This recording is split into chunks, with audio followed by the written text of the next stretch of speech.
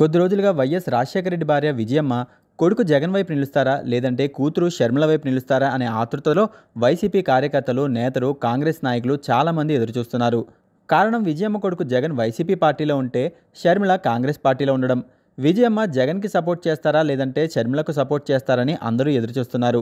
తెలంగాణలో షర్మిల వైపు నిలబడిన విజయమ్మ ఏపీలో జగన్ వైపు మొగ్గు చూపుతున్నారనే టాక్ ఉంది. రాజకీయాల్లో జగన్కి న్యాయం చేస్తారా లేదంటే షర్మిల కూతురు కదా అని ఆమెకు న్యాయం చేస్తారా? అసలు ఒకరికి న్యాయం చేస్తే మరొకరికి అన్యాయం చేసినట్టే కదా. అందుకే అందరిలో ఇంత ఆతృత.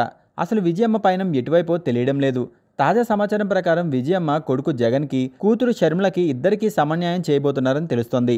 అంటే ఇద్దరి పక్షాన ఏ రాజకీయ పార్టీకి సపోర్ట్ చేయకుండా విజయమ్మ విదేశాలకు వెళ్ళిపోతున్నారట. ఎలక్షన్స్ సందడి సద్దుమణిగే వరకు విజయమ్మ ఇక్కడికి రాకుండా విదేశాల్లో ఉండేలా ప్లాన్ చేసుకుంటున్నారంటూ సోషల్ మీడియాలో ప్రచారం జరుగుతోంది. మరి విజయమ్మ నిజంగా ఎలక్షన్స్ కి దూరంగా ఉండడం అంటే జగన్ కి, షర్మిలకి సమన్యాయం చేసినట్టే కదా.